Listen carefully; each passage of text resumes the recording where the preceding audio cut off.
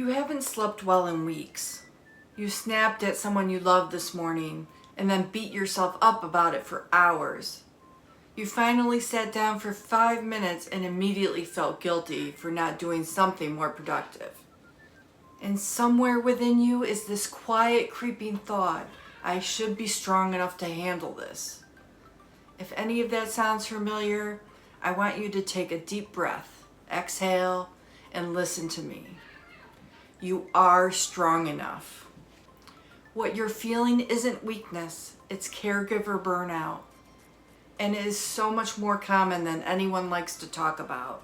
Today we're going to discuss what caregiver burnout actually is, why the usual advice falls flat, and the 5 strategies that are genuinely helping people get through it with a little help from AI.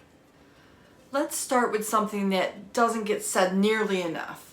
Caregiving lands on women, disproportionately, quietly, and often without anyone asking.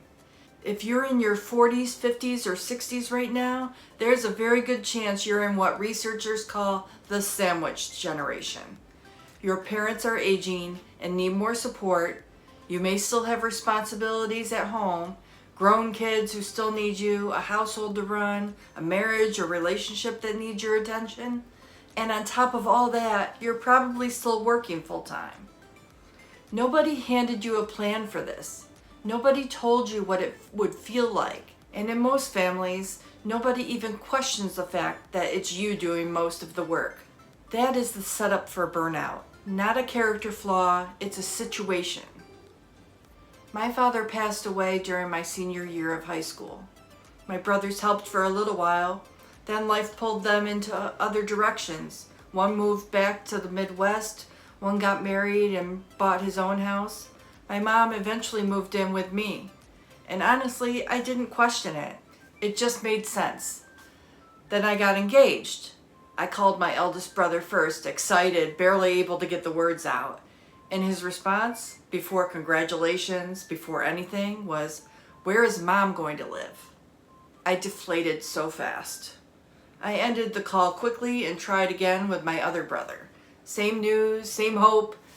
He said, "That's awful fast."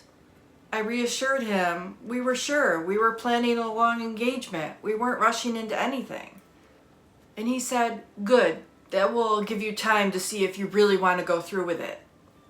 That was the moment I understood. Not because of what they said about the wedding, because of what they didn't say about mom. They were never going to step in. They had already decided, and without anyone ever having a conversation about it, that decision had been made for me too. If you've ever had that quiet realization that you're it, that it's going to be on you, then you already know what I'm talking about.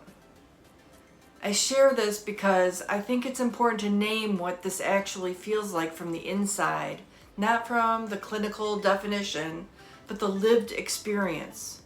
Caregiver burnout shows up as emotional exhaustion, feeling completely drained in a way that sleep does not fix. It shows up as withdrawal, pulling away from the person you're caring for, from friends, from things you used to enjoy, and that can cause resentment, which quickly turns into guilt, because you love the person you are caring for and would never resent them. It shows up as neglecting your own health, skipping your own doctor's appointments, not eating well, not moving your body, because everyone else's needs feel more urgent than yours. And it can spiral. You feel burned out, so you feel guilty for feeling burned out, so you push harder, so you get more burned out. It's a cycle that is very hard to break. You just spin until you're about ready to collapse. If you're nodding right now, you're in the right place. Now, if you've ever talked to anyone about caregiver burnout, a friend, a doctor, maybe even a therapist, you've probably heard some version of this advice. Take a break. Ask for help. Practice self-care. Put your oxygen mask on first. And look, none of that is wrong. But for a lot of caregivers, it lands as a quick fix that doesn't touch on the actual problem. Because the problem isn't that you forgot to take a bubble bath or light a candle. The problem is that the load is too heavy, the support isn't there, and stepping away even for an hour comes at a cost. Telling someone in the middle of caregiver burnout to just take a break can actually make things worse, because when they can't do it, they feel like they failed at self-care on top of everything else. What actually helps is reducing the load, building support systems, and finding small, sustainable ways to recover. Not one big intervention, but a different way of operating day to day. But before we get there, I want to say something very important. AI is a tool. It's not your friend, your counselor, or your therapist. It can offer practical support and a space to think things through, but it is not a substitute for licensed counseling or therapy, especially when burnout runs deep or when you're dealing with grief, trauma, or depression alongside it. If you are feeling severely depressed, hopeless, or having any thoughts of harming yourself, please reach out for real human support. The 988 Suicide and Crisis Lifeline is available 24 hours a day, 7 days a week. Just call or text 988. And here's something I want you to hear. It's not just for people in crisis. Anyone who is overwhelmed, struggling, or just needs to talk to someone can call. You don't have to be on the brink to deserve support. Okay, with all of that said, here's what AI can actually do for you. AI is not going to take over your caregiving responsibilities. It's not going to call your mom's insurance company for you or sit with her during a difficult night. But it can do something that matters a lot when you're burned out. It can reduce the mental load. It can help you get the swirling thoughts out of your head and into some kind of order. It can give you a space to process how you're feeling without worrying about burdening someone else. And it can help you prepare for difficult conversations you need to have. Think of it as a capable, patient, always available assistant. Not a replacement for human connection, just a tool that helps you carry the weight a little more easily. Here are 5 strategies worth trying. Strategy 1, offload the mental to-do list. One of the most exhausting parts of caregiving isn't the physical work, it's everything you're holding on to in your head. The medication schedule, the next 3 doctor's appointments, the insurance claim you're waiting to hear back on, the Medicaid paperwork, the conversation you need to have with your sibling, the follow-up call to the specialist. All of it sitting there demanding mental space all the time. That cognitive load is draining, and it's one of the things AI is genuinely good at. You can use AI to help build a simple care coordination system, not a complicated app, not a new platform to learn, just a clear, organized structure you can actually maintain. Here's the prompt. Help me create a simple system to track my mother's medications, doctor's appointments, and daily needs that I can update in 5 minutes a day.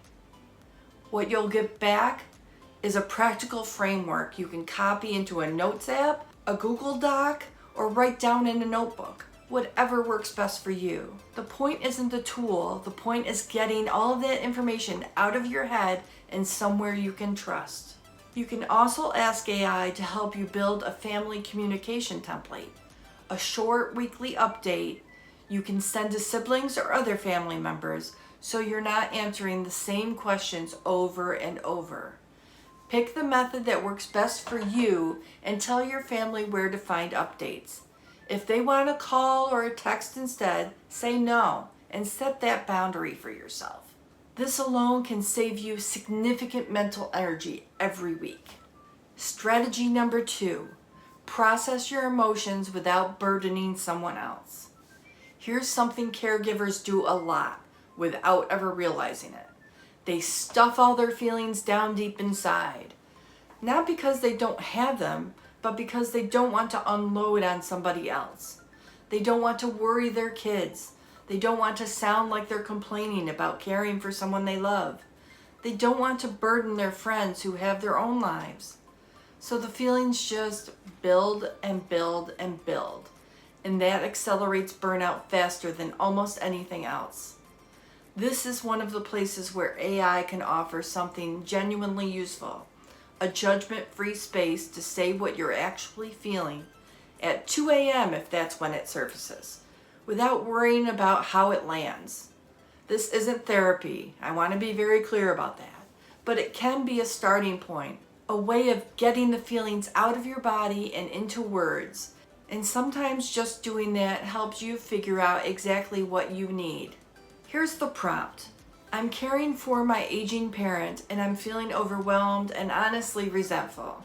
I don't want to feel this way. I love them, but I'm exhausted. Can you help me process these feelings without judgment and help me figure out what I actually need right now?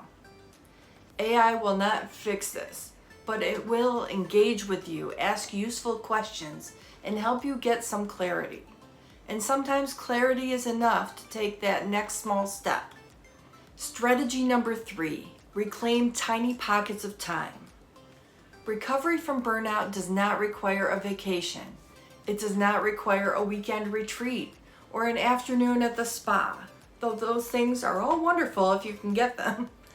What research actually shows is that small, consistent doses of recovery are more effective than rare big ones.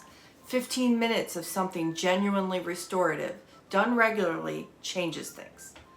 The problem is that when you're burned out, you can't always think clearly enough to know what would actually help. You sit down for 15 minutes and end up scrolling on your phone and feeling even worse. This is a great use case for AI.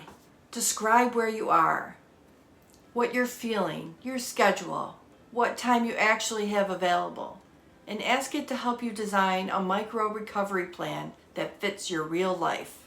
Here's the prompt. I have about 15 minutes a day I could use for myself, but I'm so depleted that I don't know what would actually help in that moment. I'm feeling whatever you're feeling. Based on that, what would you recommend? And can you give me options for different energy levels? Because some days I have almost nothing left. The options that come back might surprise you. Sometimes the most restorative thing is a 10-minute walk outside. Sometimes it's lying down with no sound. Sometimes it's 5 minutes of writing whatever it is that's in your head. AI can help you figure out what your nervous system is actually asking for and build a small menu of options you can reach for depending on the day. Strategy number 4. Preparing for hard family conversations. One of the things that makes caregiver burnout so heavy is when you're doing most of the work and nobody else in the family seems to see it. Or if they see it, they're not stepping in. Maybe you haven't said anything because you don't want to start a conflict. Maybe you've tried and it didn't go well. Maybe you're not even sure how to describe what you need without sounding like you're attacking someone. AI is good at helping you prepare for exactly these types of conversations. Not to script you into something that doesn't sound like you, but to help you get clear on what you want to say, think through how it might land, and walk into the conversation feeling grounded instead of reactive. Here's the prompt. I need to have a conversation with my siblings about sharing the caregiving responsibilities for our mom. I'm doing most of the work and I'm burned out. I don't want this to turn into a fight. I want to be clear about what I need and open to finding a solution together. Can you help me prepare for this conversation? What AI will help you do is separate the facts from the emotions in how you're presenting things. Not to make you less emotional, but to make sure your message is actually getting through. It can also help you anticipate what the other person might say and think through how to respond to that. This works for conversations with a spouse, an adult child, or even with the person that you're caring for. Anytime you're walking into something that feels loaded, having thought it through first with AI can make a real difference. Strategy number 5. This last strategy is the one that holds all the others together. Building a routine that is actually sustainable. Because one good week isn't recovery. One good conversation isn't recovery. Recovery is a different way of operating. One where caregiving is part of your life, but not all of your life. AI can help you look at your week as a whole and find where things can shift. Not in a way that ignores your responsibilities, but in a way that asks honestly, where is the breathing room and how do we protect that? Here's the prompt. Help me design a weekly routine that balances my caregiving responsibilities with my own work, health, and personal needs. Here's what my week currently looks like, and then describe your week in as much detail as you can. I want you to identify where I might be able to create more breathing room and help me think about what a more sustainable version of this week could look like. This isn't about doing less for the people who need you. It's about doing it in a way that doesn't hollow you out, a rhythm that has some give in it. Caregiving is one of the most profound things a person can do. It asks so much, more than most people understand until they're in it. And here is something worth thinking about. A lighthouse doesn't apologize for needing maintenance. It goes dark, it gets serviced, and then it lights bright to guide ships home again. You are allowed to go dark sometimes. It doesn't have to be for a long time, but you need some recovery time. The people who need you will wait, and when you come back, you'll be able to show up for them so much more fully than if you just kept running on empty. These 5 strategies are not a cure, but they are a start, and sometimes a start is everything. I'd love to know where you are in this. Drop a comment below. What's the hardest part about caregiving for you right now? Not because there's a perfect answer, but because naming it matters, and you shouldn't have to carry it quietly. If you found this helpful, please subscribe. There's a new video every week focused on using AI to make midlife a little more manageable. And one more time, if you're struggling in a way that feels bigger than a YouTube video can address, please reach out. Call or text 988. Anytime. You deserve real human support. Take care of yourself, and I'll see you in the next video.